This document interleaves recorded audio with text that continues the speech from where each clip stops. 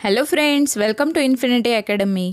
या व्हिडिओत आपण 9वा धडा पाहणार आहोत, ज्याचं नाव आहे नकाशा आपला सोबती. आपल्याला कुठल्याही नवीन जागेवर जायचं असेल तर नकाशाचा वापर आपण करत असतो. आजकाल तुमच्या फोनमधला डिजिटल मॅप तुम्ही वापरता कुठेही जाण्यासाठी. जे ऑफलाईन नकाशे असतात, म्हणजे एखाद्या कागदावर दिलेला नकाशा, तो कशा पद्धतीने वाचला गेला पाहिजे हे आपण या धड्यात पाहिलं. या धड्याचे आपण प्रश्न उत्तरं पाहूयात. पहिला प्रश्न आपल्याला विचारला आहे, तुमच्या परिसरात असणाऱ्या विविध भूरूपांची यादी करा. भूरूपांची आपल्याला यादी करायची आहे. भूरूपे दाखवण्याची पद्धत वापरून त्यातील एखादे भूरूप वहीत काढा. भूरूपे कशा पद्धतीने दाखवले जातात याची एखादी पद्धत वापरून आपल्याला वहीत भूरूप काढायला सांगितलं आहे. भूरूपांची यादी बघा. पहिला आहे डोंगर.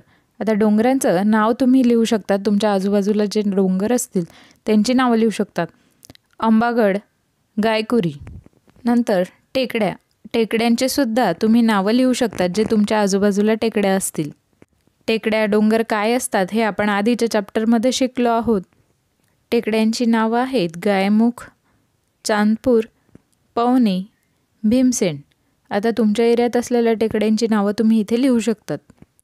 तिसरं आहे मैदान. वैनगंगा नदीचे मैदान.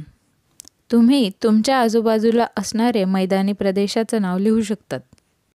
अशा पद्धतीने भूरूप तुम्ही काढू शकता आणि त्याप्रमाणे सूची लिहू शकतात.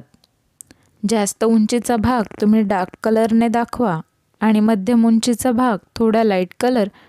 तालुका प्लेस जी असेल तिथे तुम्ही डार्क डॉट देऊ शकतात. प्रश्न दुसरा आपल्याला विचारला आहे बघा. खालील 2 वाक्यातील भूरूपदर्शक शब्दांना अधोरेखित करा. म्हणजे जिथे भूरूप आलेले आहे त्या शब्दाला आपल्याला अंडरलाईन करायची आहे व त्यासाठी चिन्हे व खुणा तयार करा. आता भूरूप जे आहे त्याच्यासाठी आपल्याला चिन्ह पण तयार करायचं आहे. पहिलं वाक्य आपल्याला दिलं आहे बघा. सोनाली टकमक डोंगराच्या पलीकडे राहते. आता इथे डोंगराच्या हा जो शब्द आहे तो भूरूपदर्शक आहे, म्हणून त्याला आपण अंडरलाईन करून घ्यायची आहे. आपल्याला इथे डोंगरासाठी खूण पण दाखवायची आहे, तर अशा पद्धतीने तुम्ही सिम्बॉल बनवू शकतात.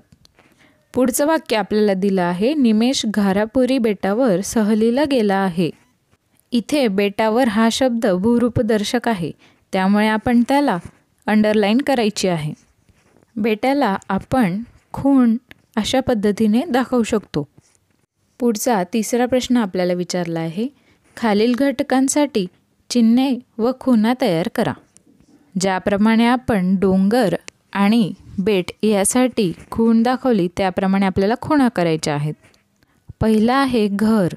घर अशा पद्धतीने दाखवा. दुसरा आहे रुग्णालय. रुग्णालय तुम्ही अशा पद्धतीने दाखवू शकतात.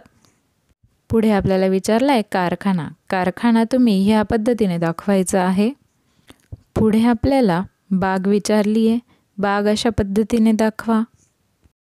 त्यानंतर खेळाचे मैदान. पुढे आपल्याला रस्ता विचारला आहे. रस्ता तुम्ही या पद्धतीने दाखवू शकतात. डोंगर आपण मागच्या प्रश्नात पाहिलं त्याप्रमाणे दाखवायचं आहे. नंतर नदी अशा पद्धतीने दाखवा. पुढे आपल्याला प्रश्न दिला आहे. सोबतचा नकाशा रंगसंगतीच्या आधारे उंची दाखवतो, परंतु त्यातील एक रंगसंगती चुकीची आहे. त्या जागी कोणती रंगसंगती योग्य आहे ते नोंदवा. आपल्याला माहिती आहे कुठलाही नकाशा हा रंगसंगतीनुसार दाखवला जातो. पाठ्यपुस्तकात आपल्याला हा नकाशा दिला आहे. यात काय चूक आहे ते आपल्याला शोधायला सांगितलं आहे.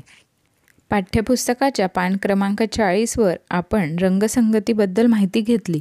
त्यानुसार या प्रश्नाचं उत्तर आपण पाहूया. दिलेल्या नकाशातील कमी उंचीचा प्रदेश दर्शवणारी निळी रंगसंगती चुकली आहे. नकाशात जो निळा रंग दिलेला आहे तो चुकला आहे. त्या जागी हिरवी रंगसंगती योग्य आहे. आय होप तुम्हाला प्रश्नांची उत्तरं समजली असणार. तुमच्या स्टँडर्डचे ऑदर सब्जेक्टचे व्हिडिओसुद्धा मी चॅनलवर अपलोड केले आहेत, ज्याच्या लिंक्स डिस्क्रिप्शन बॉक्समध्ये दिल्या आहेत. अशाच काही व्हिडिओंसाठी चॅनलला सबस्क्राईब करा आणि तुमच्या फ्रेंड्ससोबत नक्की शेअर करा. थँक्यू.